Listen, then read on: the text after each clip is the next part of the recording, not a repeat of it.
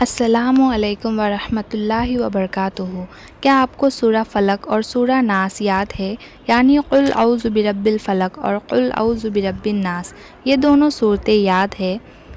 کیا آپ کو یہ دونوں صورتوں کی فضیلت پتہ ہے کہ یہ دونوں صورتیں کتنی پاورفل ہیں؟ یہ دونوں صورتوں میں کتنی طاقت ہے؟ آپ کو یہ اس لائف میں، چاہے وہ شیطان کے شر ہو، جنات کے شر ہو یا جانور کے شر ہو، آپ کو جن چیزوں سے بھی تکلیف پہنچ سکتی ہے نا،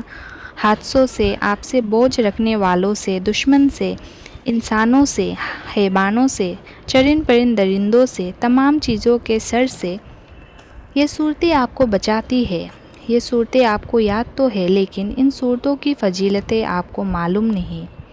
آج میں آپ لوگوں کو انہی دونوں صورتوں کی فضیلت حدیث مبارکہ کی روشنی میں بتانے جا رہا ہوں۔ ان حدیث کو سننے کے بعد آپ کو پتہ چلے گا کہ اتنی فضیلتیں والی یہ دونوں صورتیں ہیں، اور انشاءاللہ ان فضیلتوں کو سننے کے بعد آپ ان پہ عمل کرنے والے بن جاؤ گے۔ آئیے جانتے ہیں سورہ فلق اور سورہ ناس کے فضیلت، اور حضور صلی اللہ علیہ وسلم ان صورتوں کے بارے میں کیا فرماتے تھے۔ ان دونوں صورتوں کو ملا کر کہا جاتا ہے معوذتین۔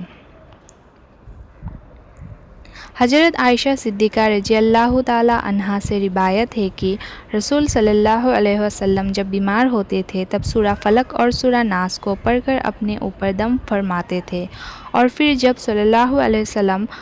مرض الوفات میں مبتلا ہوئے، یعنی جب آپ بیمار ہوئے، تب آپ کو یہ احساس ہو گیا کہ اب میں اللہ سے ملاقات کے لیے جانے والا ہوں، آپ کی تکلیف زیادہ ہو گئی، تو حضرت عائشہ صدیقہ رضی اللہ تعالی عنہا فرماتے ہیں میں رسول اللہ صلی اللہ علیہ وسلم کو یہ صورتیں پڑھ کر دم فرماتی تھی تاکہ ان صورتوں کی برکت حضور کو حاصل ہو۔ بات سمجھ آ رہی ہے نا؟ حضرت عائشہ صدیقہ رضی اللہ تعالی عنہا فرماتی ہے میں ان صورتوں کو پڑھ کر اپنے ہاتھوں پر دم کرتی تھی، پھر برکت کی امید سے حضور صلی اللہ علیہ وسلم کے جسم پر پھیرتی تھی، تو پتہ یہ چلا کہ ان صورتوں کو پڑھ کر اپنے ہاتھوں میں دم کر کے اپنے بدن پر بھی پھیر سکتے ہیں۔ ایک دوسری حدیث سنیے، حضرت عائشہ رضی اللہ تعالی عنہا سے ہی روایت ہے، فرماتی ہے نبی کریم صلی اللہ علیہ وسلم رات کو بستر پر آرام فرماتے تو اپنی دونوں ہتھیلیوں کو ملا کر قل ھو اللہ احد اللہ الصمد اور قل اعوذ برب الفلق قل اعوذ برب الناس پڑھ کر دم فرماتے تھے، پھونکتے تھے اپنے ہاتھوں پر اور دونوں ہتھیلیوں کو جہاں تک ممکن ہوتا اپنے جسم پر پھیرتے تھے، پہلے سر پر، پھر چہرے پر، پھر سامنے کے حصے پر، پھر جہاں تک ہاتھ پہنچتا تھا پوری باڈی پر